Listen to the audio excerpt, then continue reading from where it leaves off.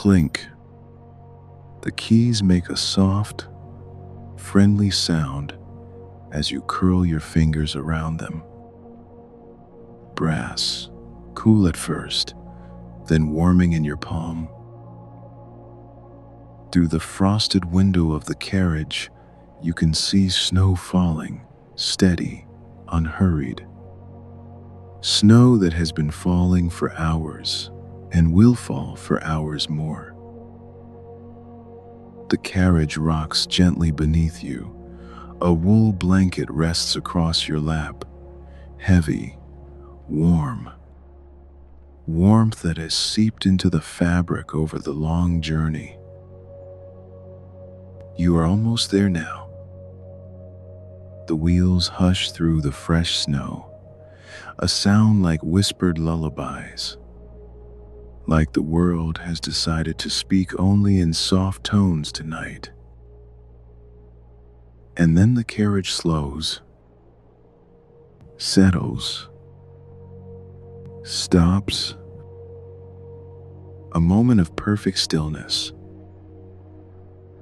You look down at the key ring in your hand. 4 small enamel tags catch the dim light from the carriage lamp. Each one a different color, each one etched with a single word. Studio, porcelain, maritime, turret. Tonight, you are the honorary keeper. Not a guard, not a watcher, just a guest who has been invited to wander, to rest, to quietly appreciate the rooms that wait inside. It is midwinter, the longest night, and this old coastal castle has opened its doors just for you. The carriage door opens. Not suddenly, not with a rush of cold, just a gentle swing outward. And there, holding a brass lantern, stands a figure in a dark wool coat. Alistair. His face is weathered, kind, the face of someone who has opened doors for guests on 1,000 winter nights. Who knows exactly how to make a stranger feel like they have always belonged here? He offers his hand. You take it. The step down is steady, solid stone beneath your feet. No ice, no wobble. Just the reassuring firmness of ground that has been cleared and salted and made safe. The snow falls around you, but gently. No wind, no bite. Just flakes drifting down like small white dots, landing on your shoulders, your hair melting almost instantly against your warmth. Ahead, the castle rises. Dark stone walls, tall windows glowing amber from within. A tower at one corner, round and ancient, with a light burning at the top. And beyond the castle, you can hear it now, the sea.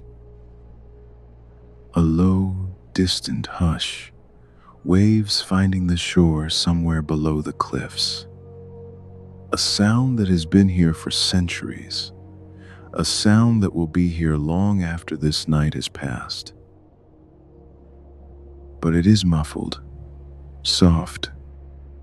The snow and the stone walls turn it into something like a lullaby, something like breathing. Alistair gestures toward the great oak door. It is already opening. Light spills out, warmth reaches for you, and you step forward into the grand hall. Rest now. This is Pillowside Night Stories. The door closes behind you with a soft thunk. Oak meeting oak.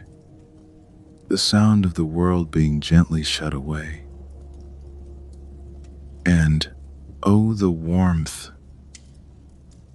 It wraps around you like a blanket made of air. The warmth that old buildings hold. That stone walls have been gathering all day from fires burning low and steady. You stand for a moment, just breathing, just letting your body remember what it feels like to be completely, perfectly warm. The grand hall stretches before you. High ceilings crossed with dark wooden beams, tapestries hanging on the walls, faded blues and golds, stories you cannot quite read from here. A carpet beneath your feet, thick and soft, the color of wine left too long in the glass. And at the far end, the fireplace. Massive, stone, flames dancing low and orange behind an iron grate. A fire that has been burning for hours, that will burn for hours more, that asks nothing of you but to come closer. Alistair appears beside you. Silent, efficient, his hands already reaching for your coat. You let him take it. The weight slides off your shoulders, the cold that clung to the fabric gone. He folds it over his arm with the care of someone handling something precious. Your gloves come next. You pull them off, finger by finger, set them on the small wooden tray he holds out. They rest there, quiet, done with their work for the night. And then your shoes. There is a small bench by the door. Low, cushioned, you ease onto it. Your fingers find the laces, loosen them, slip the shoes off. The relief is immediate. Your feet meet the carpet, soft wool through your stockings, warmth rising up from the floor, from the stones that have been drinking in the fire's heat all evening. Alistair sets your shoes on a small rack by the door, lines them up neatly, places a pair of house slippers beside them, soft, worn, the color of chestnuts. You slide your feet into them. Perfect. He gestures toward the fireplace. And there, waiting, is a chair. Deep leather, a chair that has held hundreds of tired bodies over hundreds of quiet nights. That knows exactly how to receive you. You walk toward it. The carpet hushes your footsteps, swallows every sound. The fire crackles softly as you approach. A greeting, a welcome. You turn, lower yourself into the chair, and the chair holds you. Not just supports, holds. The leather gives beneath your weight, shapes itself around you. The armrests are exactly where your arms want to rest. The back curves to meet your spine. You sink deeper. Your shoulders drop. You did not tell them to. They simply remembered that here, in this chair, in this warmth, there is nothing left to hold up. A small table sits beside you, and on it a cup. white porcelain, steam rising in a slow curl. The smell reaches you before you lift it. Chocolate, rich, dark, something sweet underneath. Honey, perhaps, or vanilla. You wrap your hands around the cup. Warmth spreads into your palms, your fingers, the cold tips that were still holding the memory of outside. Gone now, replaced by this. You take a sip. The chocolate slides down, settles in your chest, spreads outward like the fire's warmth spreading through the room, finding every corner, every shadow, making everything soft. Alistair appears once more. In his hands, the key ring. He sets it on the table beside you. The brass catches the firelight. The enamel tags glow softly. Clink. Studio, porcelain, maritime, turret. Tonight, you will wander gently, room by room, through quiet spaces filled with things that have been cared for. And at the end, the sleeping turret, where rest is waiting. You're expected, Alistair says. His voice is low, unhurried. The voice of someone who has never needed to rush, only to rest. He pauses, looks at the fire, then back at you. The rooms are quiet. Take your time. And then he steps back, disappears into the shadows beyond the firelight. Not gone, just waiting, giving you space to simply be. You look at the keys. 4 rooms, 4 small journeys, each one waiting to be discovered. Each one holding something gentle, something warm, something that asks nothing of you but your presence. You do not have to concentrate tonight. You do not have to remember anything. If your thoughts wander, that is all right. The warmth can do the work. Nothing needs your effort tonight.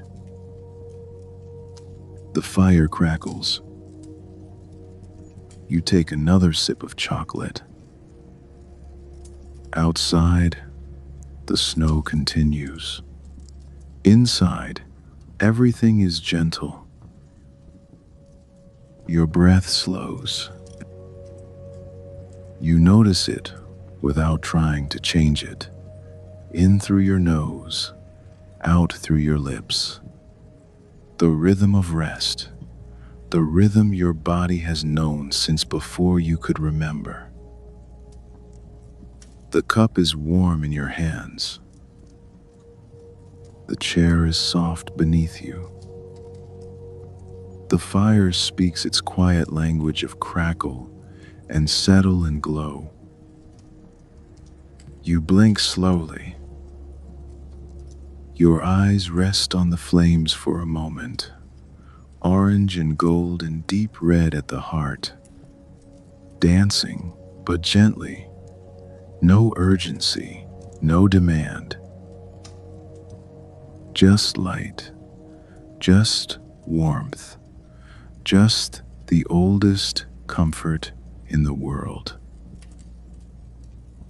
Your shoulders have dropped even further. You notice it now, how low they have fallen, how loose your jaw has become, how your hands, wrapped around the cup, have stopped gripping, started simply holding. The chocolate has cooled to exactly the right temperature. You take one more sip. Set the cup down. The porcelain makes a soft sound against the wood, a small punctuation, a gentle ending. And now you are ready. Ready to wander, to explore, to let this old castle show you its quiet treasures. You reach for the key ring. Clink. The brass is warm now, warmed by the fire, by the room, by everything that has been waiting for you. You stand. The chair releases you gently. The carpet receives your feet. And across the hall, a doorway waits, a corridor beyond it, lit by small lamps that glow like captured sunset. A wool shawl has appeared on the arm of the chair. You did not see Alistair leave it, but there it is, soft, the color of heather. You lift it, drape it around your shoulders. The weight settles, comforting, like being held by someone who asks nothing in return. You begin to walk. The carpet hushes your steps. The fire crackles behind you. And ahead, the first door waits. Studio. The corridor is narrow, paneled in dark wood that has been polished by decades of passing hands. Small lamps hang at intervals, brass fixtures with cream-colored shades, each one casting a pool of warm light, each pool connecting to the next, a path of gold leading you forward.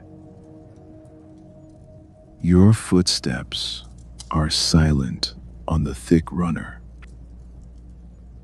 Burgundy wool, worn soft in the center where feet have walked before yours, where staff and guests and keepers have made this same journey, on nights like this, on nights before this, on nights that stretched back 100 years. You pass a window. Through it snow, still falling, thicker now, perhaps, or maybe the same, hard to tell in the dark. The flakes catch the light from inside, turn silver for a moment, then disappear into the night. But the glass is thick. The cold cannot reach you here. And then the door. Dark oak, a small brass plate at eye level, etched with a single word, studio. You reach for the handle. The brass is cool, smooth. It turns easily in your hand. Click. The door swings open, and you step into a different kind of quiet. The restoration studio. The air is different here, warmer somehow, thicker, rich with smells you recognize without needing to name. Beeswax, linseed oil, something clean and old and careful.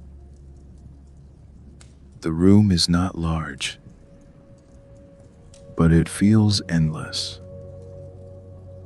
Shelves line the walls, holding jars and bottles and small wooden boxes. A long table runs down the center, covered with cloths and tools and things in progress. Lamps with adjustable arms bend over work surfaces, casting circles of light. and on an easel near the window, a painting.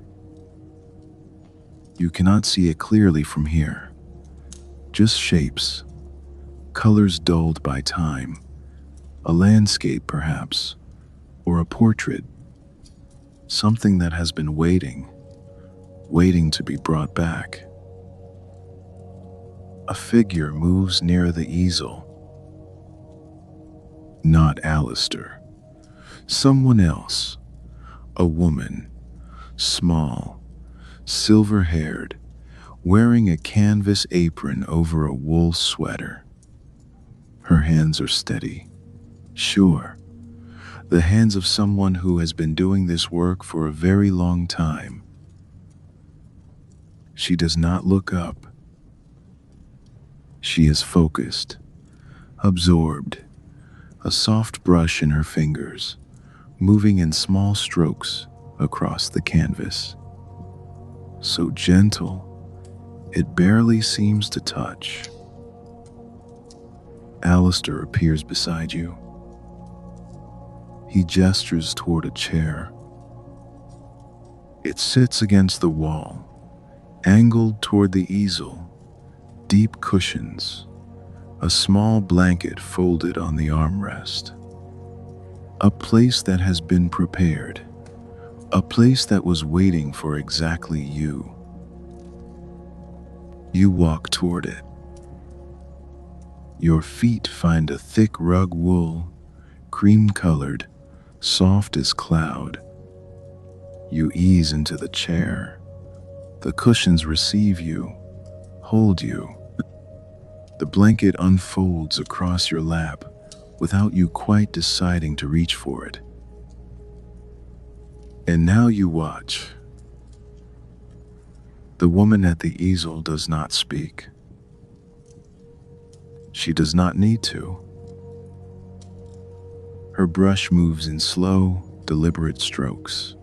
Cotton swab first, just a touch to the surface. Then the soft brush. Then a cloth, folded once, dabbed gently. Touch, pause, soften. Touch, pause, soften. A rhythm, a ritual, something that has been repeated thousands of times in rooms like this, by hands like hers, on nights like this. This is the patience of restoration, the quiet belief that beautiful things deserve to be brought back. Slowly, carefully, with all the time they need. The lamp above her work casts a steady glow. Not too bright, not harsh, just enough to see by, just enough to show the work without overwhelming it. You watch the brush move, back and forth, back and forth. Your eyes follow without effort, without thought, just movement, just light, just the gentlest of rhythms. And then you see it. A small corner of the canvas, near the bottom left, where the brush has been working. The colors are brighter there. Blues that were gray are now the color of summer sky. Greens that were muddy are now the deep shade of forest and morning light. A corner of the world coming back to life. Something in you softens. Not with surprise, with recognition, with the quiet miracle of watching something lost return. The woman pauses, reaches for a small tin on the table beside her, opens it. The smell of beeswax rises warm, honeyed, comforting. She takes a soft cloth, dips it lightly into the wax, begins to polish a wooden frame that rests nearby. Round and round and round. The wood begins to glow, dark grain emerging from dullness, the frame remembering what it once was. Round and round. You exhale. Your shoulders drop. You hadn't realized how much they were carrying until now. And now they have set it down. She sets the cloth aside, returns to the painting. The rhythm continues. Brush to canvas, cloth to brush, light finding color, color finding light. Your eyes soften. The edges of the room grow blurry, not because you are tired, because you are present. Completely, perfectly present, here, in this room, in this chair, watching something beautiful happen without any need to participate. The lamp glow steadies. You blink. Everything slows. Near the window, a jar holds brushes that have been cleaned. She reaches for them now, lifts one, examines the bristles, sets it in a wooden case lined with velvet. Click.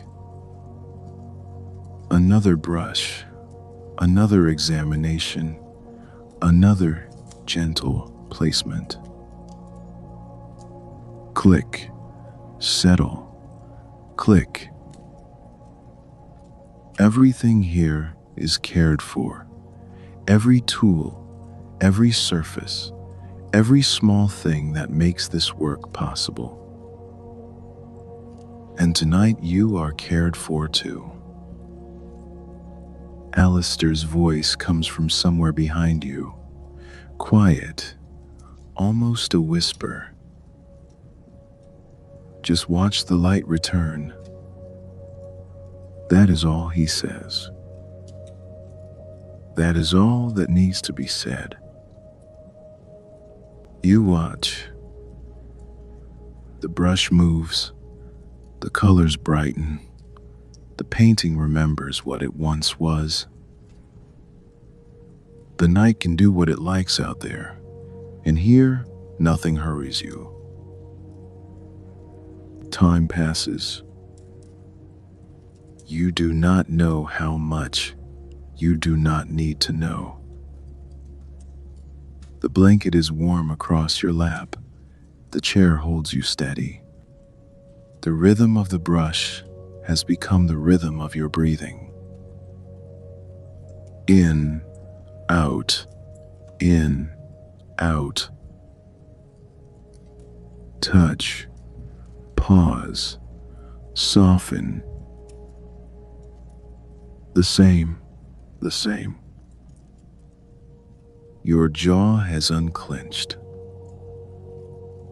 You notice it now, how loose it has become, how your teeth no longer press together, how your face has smoothed into something that might be peace.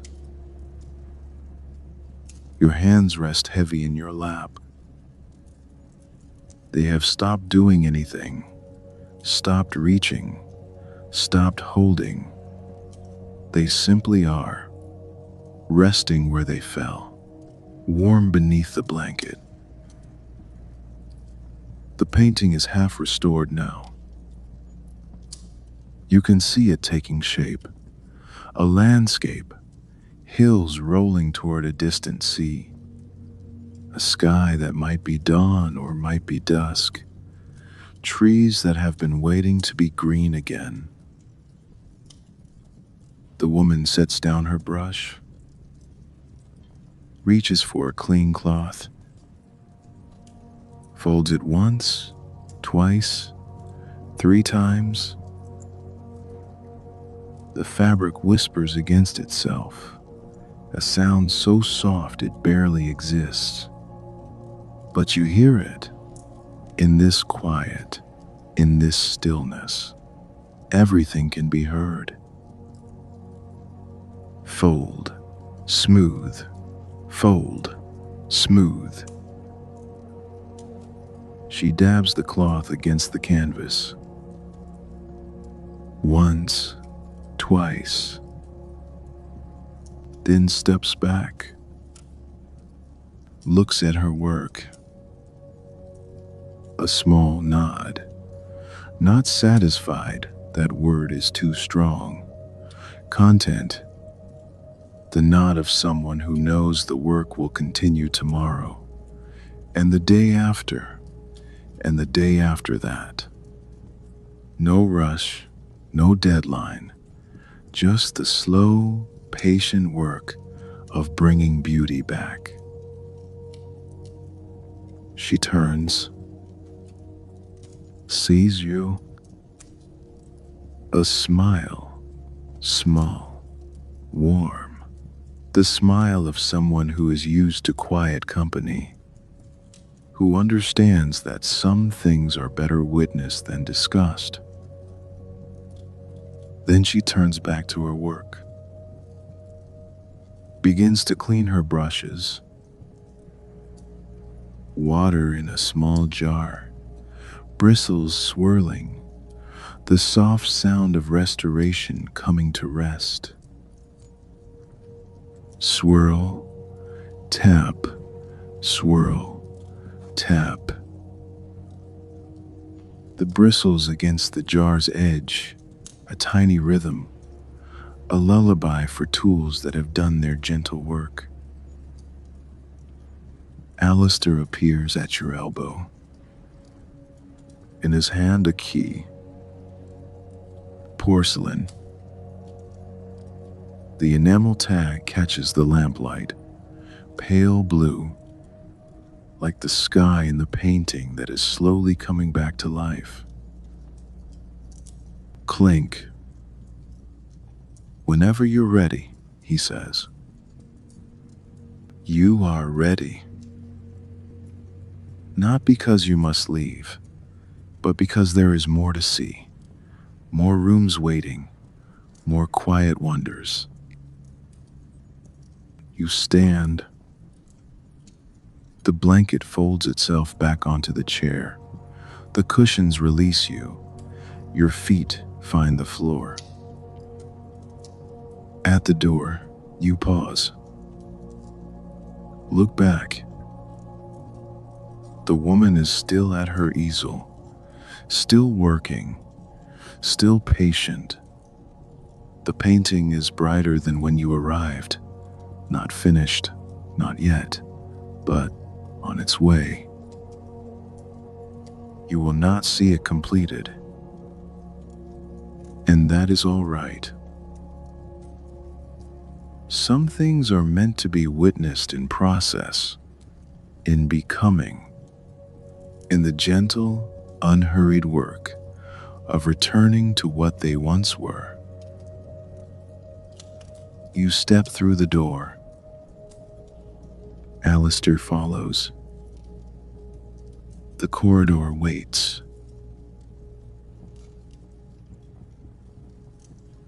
The corridor turns, then turns again.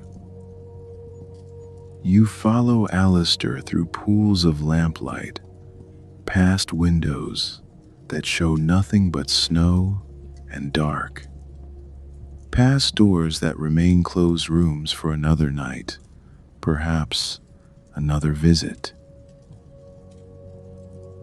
And then an archway, wider than the others, framed in pale stone, and beyond it light. Soft light, golden light, the kind of light that makes everything it touches look precious. You step through. The porcelain gallery. A gentle sense of belonging settles over you. The feeling of stepping into a room that was waiting, that somehow already knows you.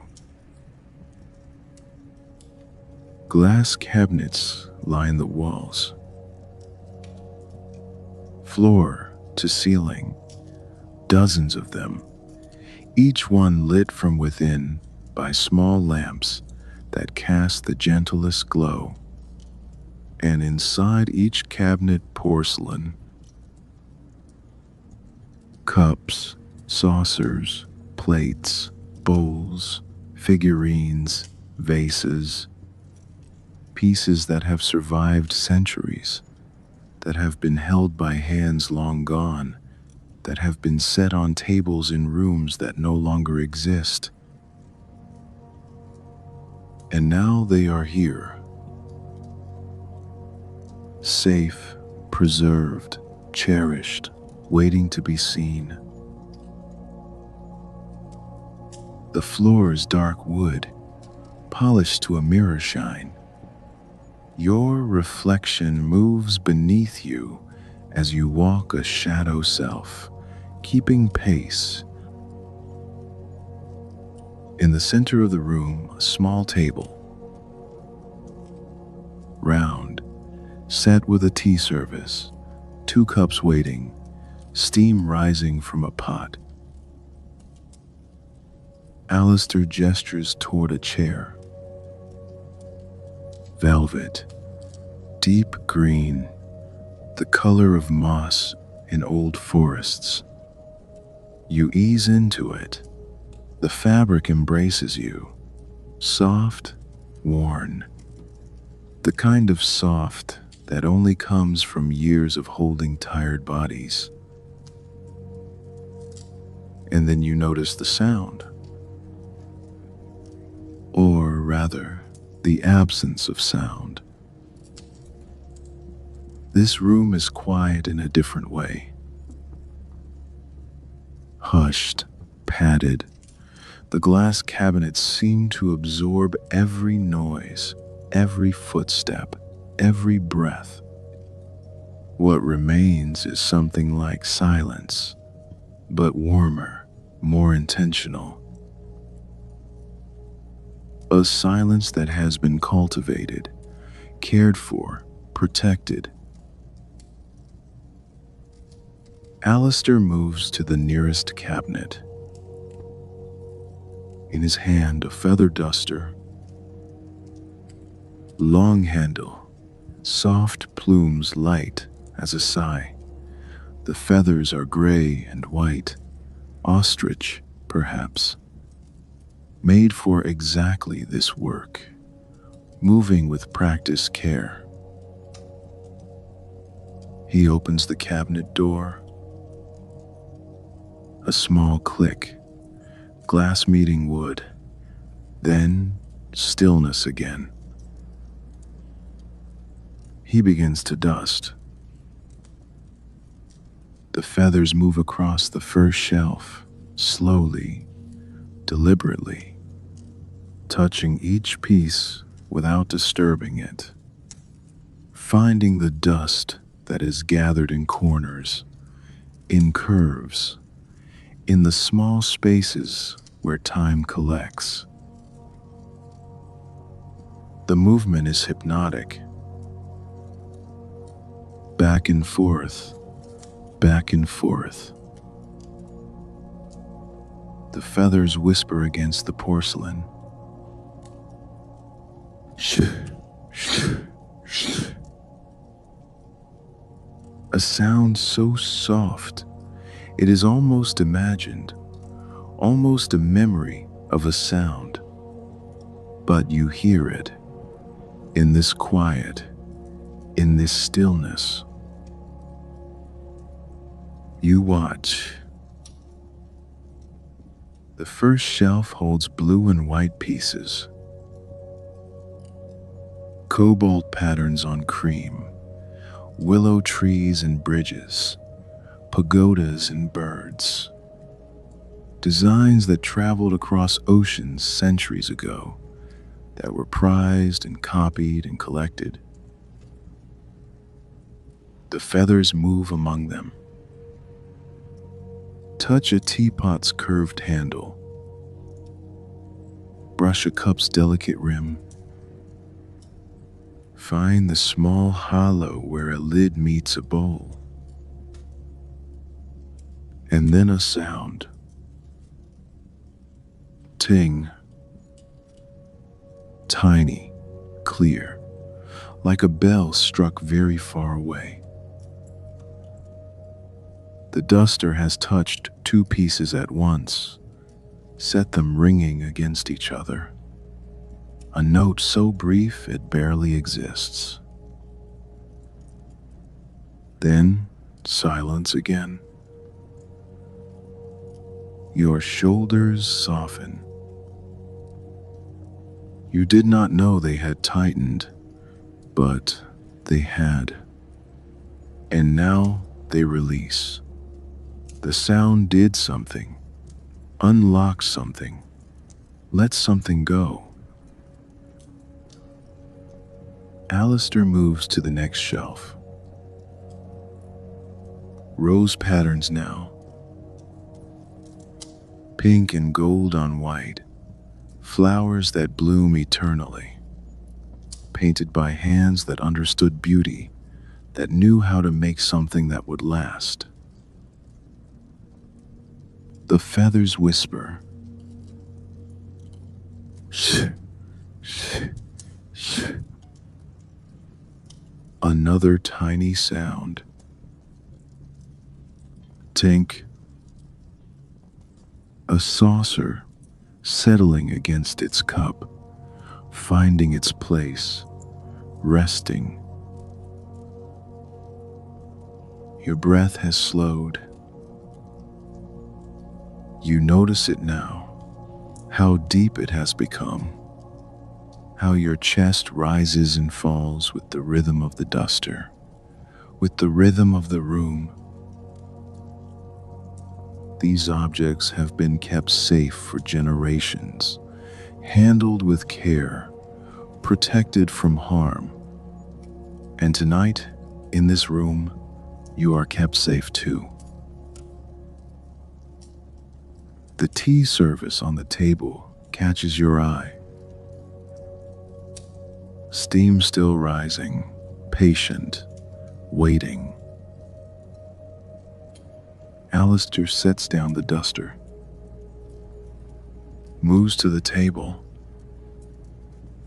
His hands lift a folded linen napkin, cream-colored, pressed, smooth.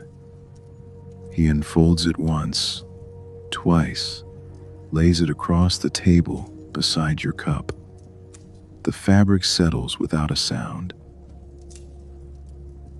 He lifts the teapot, porcelain, old but sturdy, a pattern of ivy climbing its sides. He pours. The sound of liquid meeting cup. A soft, continuous note, the oldest sound of comfort. He sets the pot down. Beside your cup, a small plate appears.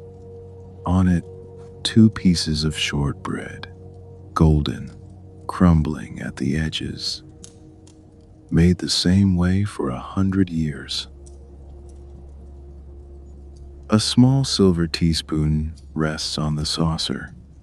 He adjusts it, just slightly.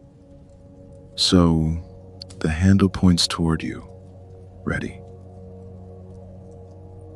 He lifts the cup, carries it to you.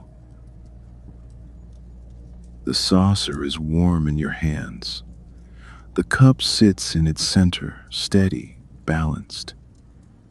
Inside, tea the color of amber, chamomile with a ribbon of honey. The steam curls upward, carrying its gentle scent. You bring it to your lips. Warmth first, then flavor, soft and floral, clean on the tongue, the taste of being looked after. You take a sip. The tea slides down, settles in your chest, spreads outward. You reach for the shortbread. It crumbles at your touch, melts on your tongue. Butter and sugar and something that tastes like afternoon light. Alistair has returned to his work. A different cabinet now. Gold-rimmed pieces. These are the finest. You can tell. The porcelain is so thin, it seems to glow from within. The gold catches the lamplight, shimmers, speaks of ballrooms and banquets and elegant evenings long past. The feathers move among them.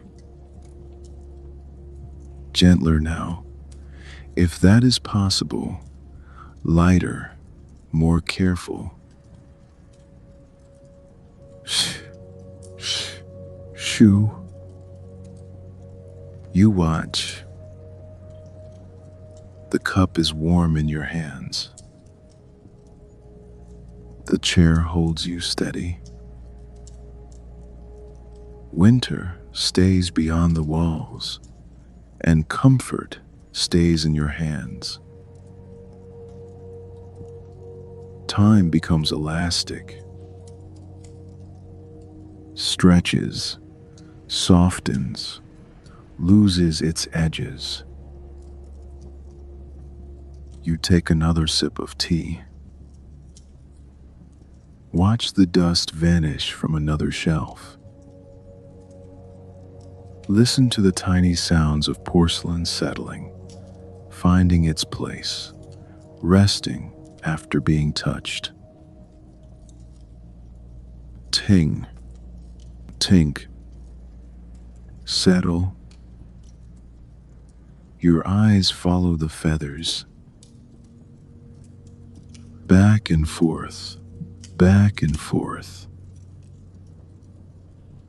Your breath follows too. In, out, in, out. The same rhythm, the same pace. The lamp glow seems softer now. Or maybe your eyes have softened. It is hard to tell. Everything has blurred at the edges. Everything has become gentle. Alistair closes the last cabinet. Click. The sound is quiet, final. The work is done. He turns to you. The cup is warm, he says. His voice is low, soft. The room is quiet. You are safe. You nod. You are safe, warm, held by this room, by this chair, by the 100 pieces of porcelain that surround you, each one a small miracle of survival. A room like this always makes you feel looked after. You do not know where the thought comes from, but it is true. Something about the care, the quiet, the way everything has been preserved, protected, loved. The tea has cooled to exactly the right temperature. You finish it. Set the cup down.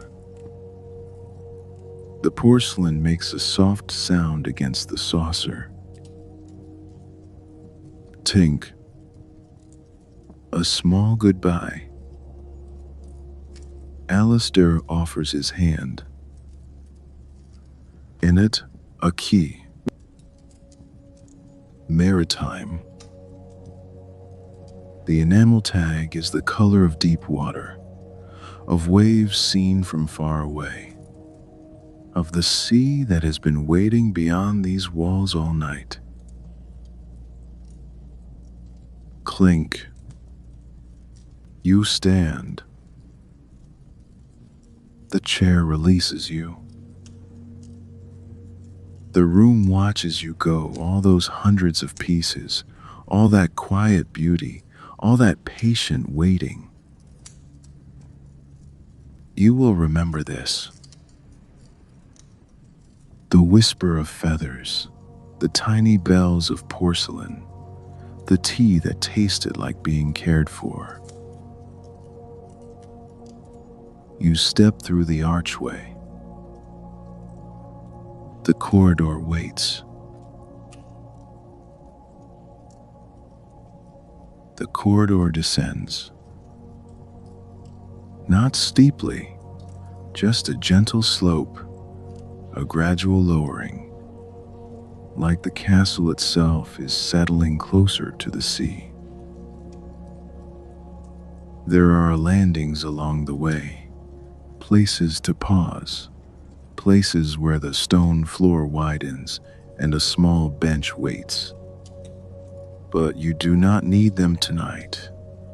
The descent is easy, unhurried. Your hand finds the brass rail, worn smooth by all the hands that came before. You can hear it now. The waves.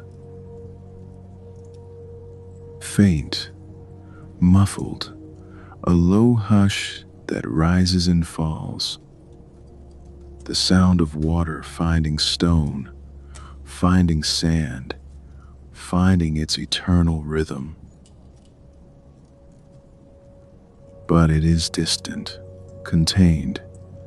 The thick walls hold it at bay. Turn it into something like music, something like breathing. A door appears. Heavier than the others, dark wood bound with brass. A ship's wheel carved into its center, small, ornate, a decoration that hints at what lies beyond. Maritime. You touch the handle. It is cool, solid. It turns with a satisfying weight. The door swings open, and you step into the sea. Not literally, but almost. The Maritime Library. The walls are paneled in wood, the color of driftwood. The carpet is the blue of deep water, so deep it is almost black. Lamps hang from brass chains, their light golden against the dark. And maps. Maps everywhere. Framed on the walls, rolled in wooden cubbies, spread across the great table that dominates the center of the room.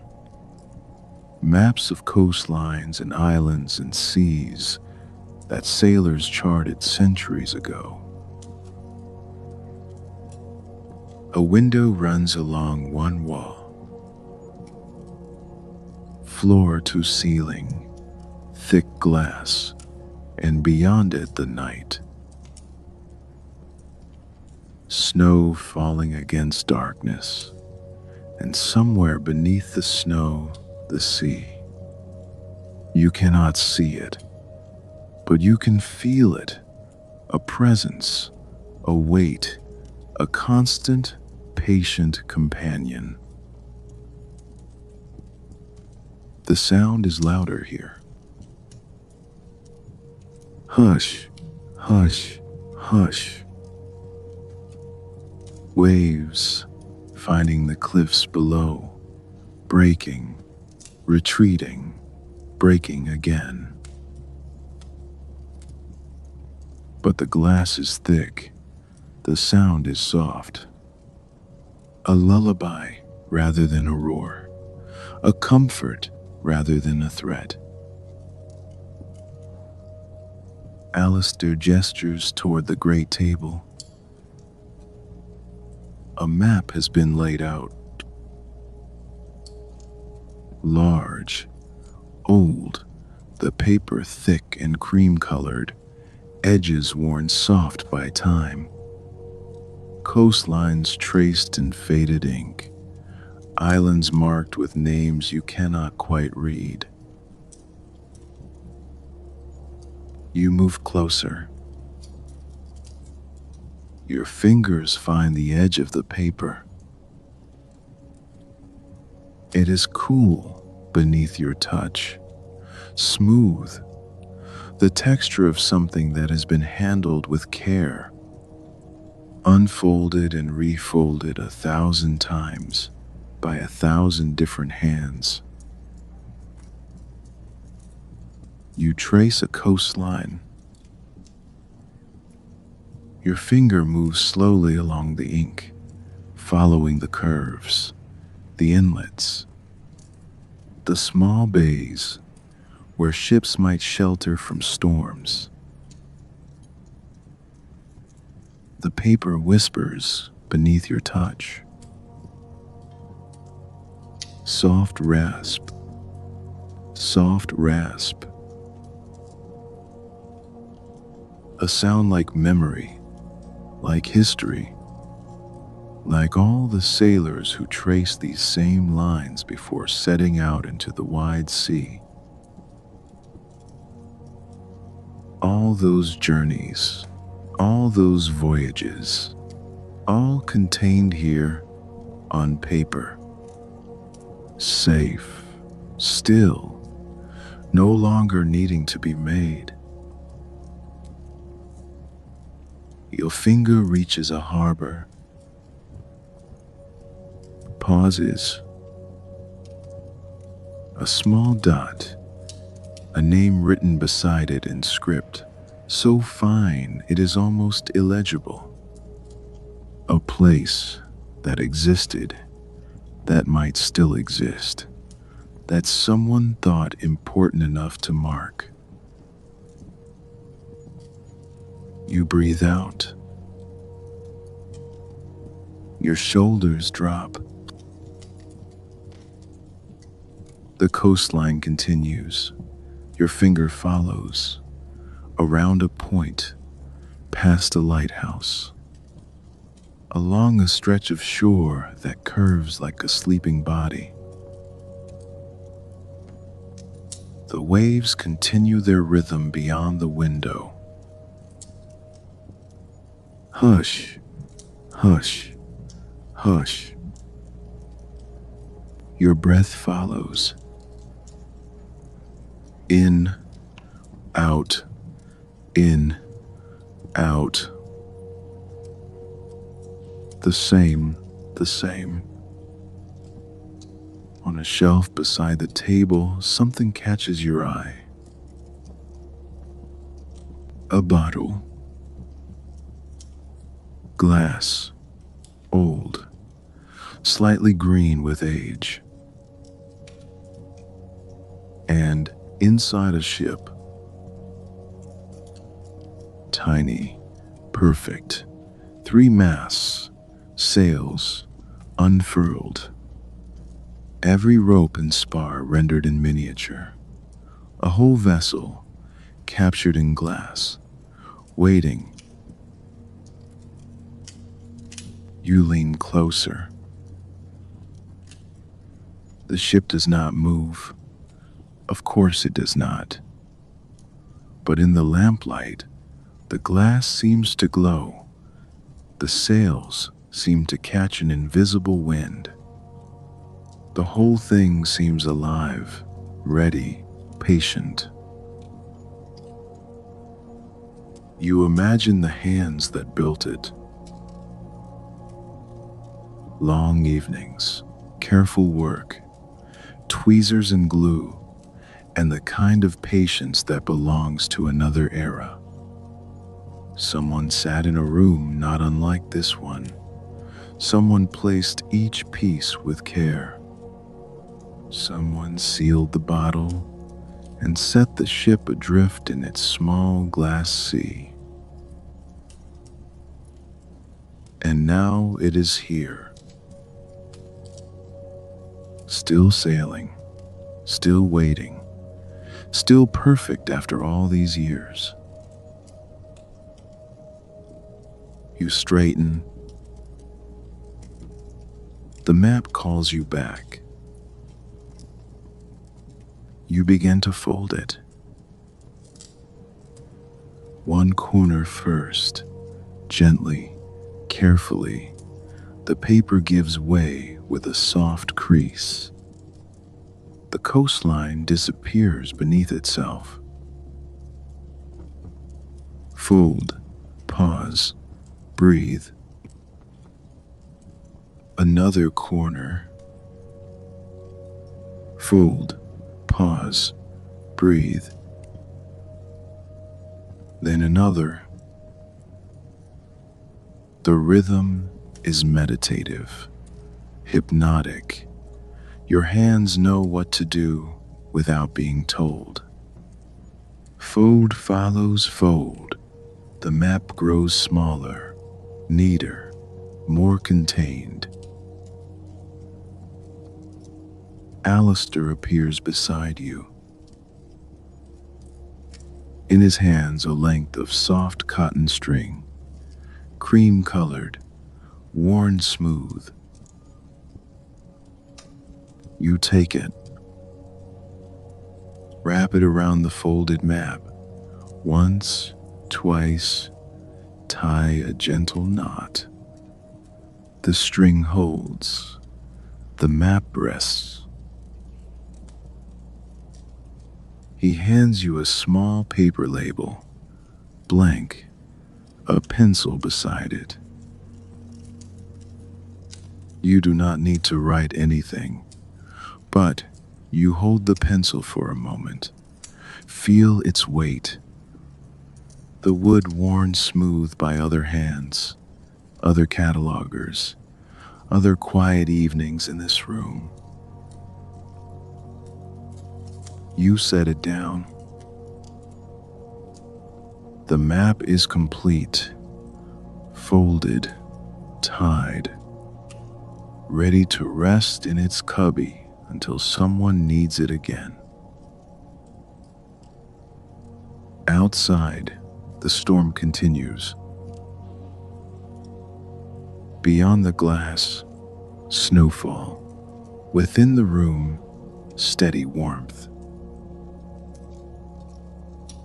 But it cannot reach you.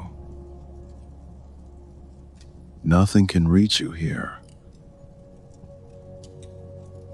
You are in a room full of maps, full of journeys, full of the dreams of sailors who set out centuries ago to find something they could not name.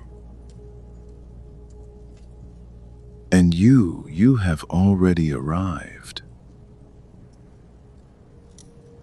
You don't have to go anywhere. You're already here.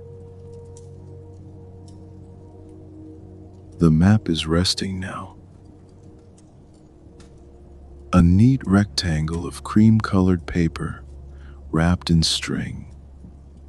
All those coastlines, all those harbors, all those dreams contained, safe. You set it down. The paper makes a soft sound against the wood. Alistair appears beside you. In his hand, the final key. turret. The enamel tag is the color of night sky, of deep rest, of sleep that has been waiting all along. Clink. The sleeping room is ready, he says, whenever you are.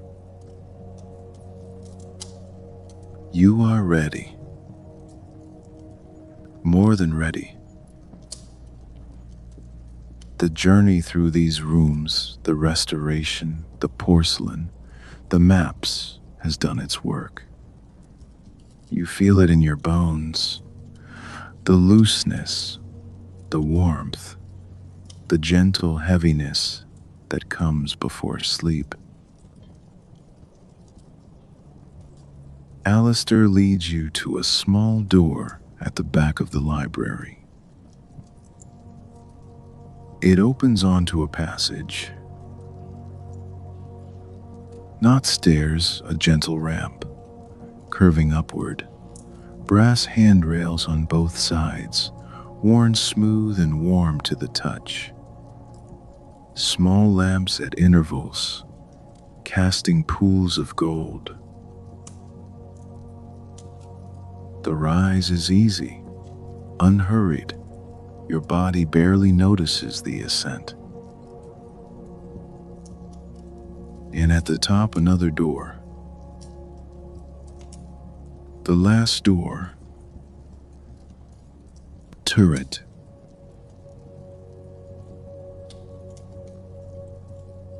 The door opens,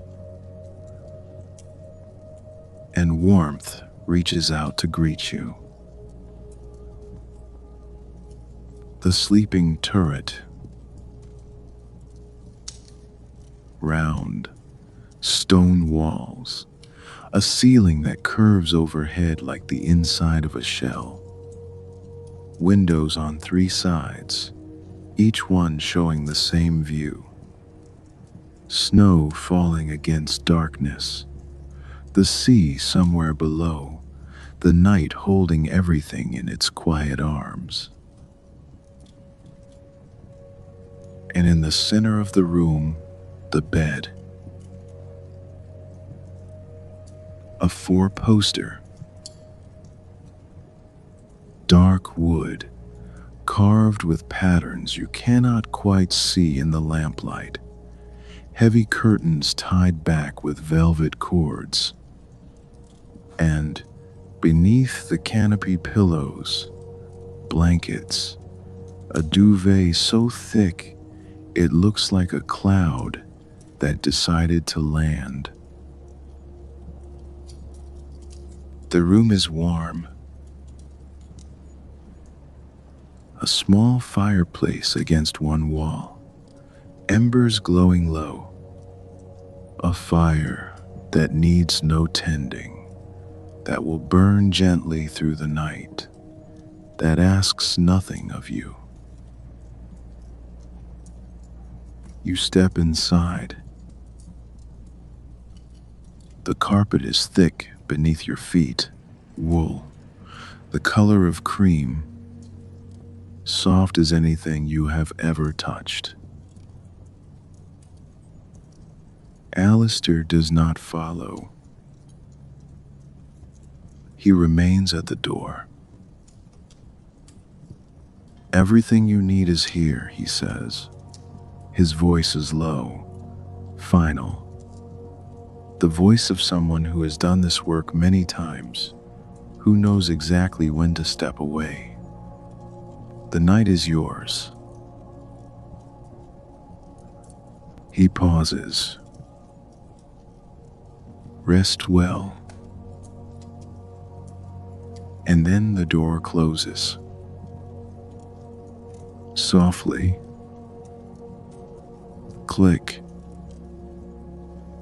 And you are alone. Peacefully alone. Quietly alone. And perfectly safe. In a round room at the top of a tower, with the snow falling outside and the sea breathing below, and everything finally perfectly still. You stand for a moment, just breathing, just being. The fire crackles softly. The wind whispers against the windows. And somewhere far below, hush, hush, hush. The waves continue their eternal work. You move through the room. There is no need to hurry, not tonight. Here, everything can move slowly. A chair by the window. You drape your shawl across its back. The wool settles, rests. A small table with a cup, still warm. You lift it, breathe in the steam, take a sip. Peppermint mild and clean, with a whisper of warmth. You set it down. The windows draw you. You move to the nearest one. Press your palm against the glass. Cool, but not cold. Just the gentle temperature of the world outside, held at bay by this thick glass, this warm room, this gentle fire. Snow falls in the darkness beyond, flakes catching the light from inside, turning silver for a moment, then disappearing into the night. And beyond the snow, you can sense it now, the sea. Dark, vast, endless. But not frightening, not tonight. Tonight, it is a companion, a presence that has been waiting, that will wait through the night, that will still be there when morning comes. You turn away from the window. The bed waits. You move toward it. At the foot, a small bench, low, cushioned. You ease onto it. Slip off your house slippers, one, then the other. Your feet find the carpet, warm wool against tired soles. Beside the bed, a pair of wool socks. Thick, soft, the color of heather. Someone left them here. Someone thought of your comfort before you arrived. You pull them on. The warmth is immediate. You stand, move to the side of the bed, pull back the duvet. And there, waiting, a hot water bottle, wrapped in a knitted cover, warm to the touch, tucked right where your feet will be. Someone placed it there. Someone cared enough to make sure you would be warm. You slip into the bed. The sheets are cool at first, then warming, quickly, eagerly. They wrap around you, receive you, hold you. You pull the duvet up over your legs. your stomach, your chest, your shoulders. The weight is perfect, heavy enough to hold, light enough to breathe.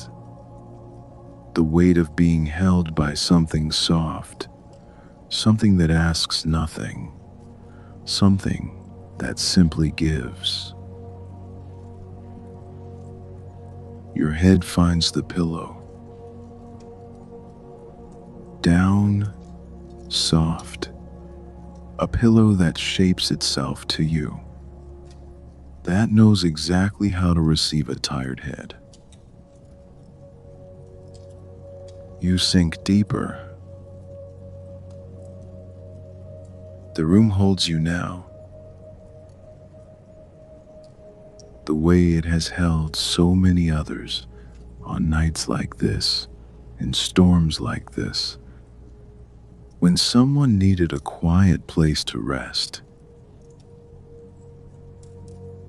The fire crackles. The wind whispers. The sea breathes. Hush, hush, hush. Your eyes find the window. Snow falling, darkness holding, the world outside, going on without you, doing what the world does, while you are here. And now, let everything soften. Your forehead first, the small muscles there that hold your thoughts in place. Let them smooth, let them rest. There is nothing to figure out tonight. Your eyes, heavy now, the lids wanting to close. Let them. The darkness behind them is soft, welcoming, a place you know. Your jaw, the hinge where tension likes to gather. Let it loosen, let your lips part, just slightly, just enough to breathe. Your shoulders, they have been dropping all night, but there is further to go. Let them fall, all the way down, into the pillow, into the mattress, into the bed that is holding you now. Your hands, wherever they have come to rest, let the fingers uncurl, let the palms open. Nothing to grip, nothing to hold, just warmth, just weight, just stillness. Your breath slows. In, out, in, out. Following the waves, following the wind, following something older than thought, something your body has always known. The lamp by the bed is soft. You reach for the switch. Click. Darkness. But not complete darkness. The fire still glows. The snow outside still catches light from somewhere. The room is wrapped in the softest gray, the gray of sleep approaching, the gray of letting go. The hot water bottle warms your feet. The duvet warms everything else. And room, this round room, this turret, this small sanctuary at the top of the castle, holds you. The night holds you too. The way it holds the snow, the way it holds the sea, the way it holds everything that needs to rest until morning. Your thoughts begin to soften. Fragments now. The painting slowly brightening under careful hands. The tiny ting of porcelain in the gallery. The map folded and tied with string. All those rooms, all those treasures, all those small acts of care. They drift through your mind like the snow drifts past the window. Present for a moment, then fading like light through frosted glass. Your body is heavy now, sinking, settling, finding its place in this bed, in this room, in this night. The key ring rests on the table by the door. Its work is done. The keys can rest now too. 4 rooms, 4 doors, 4 quiet journeys, all leading here. The fire continues its steady glow. The sea continues its slow rhythm. The snow continues its gentle fall. And your breath finds its own pace. In, out. Slower now. In, out. Following nothing, needing nothing. Just rest. The castle keeps its watch. The night keeps its work. And you are exactly where you were always meant to be. Drifting now. The way snow drifts, the way warmth spreads, the way sleep arrives when you finally stop waiting for it. Let it come. Let it carry you. The turret will hold you until morning. And morning is a long, long way from here.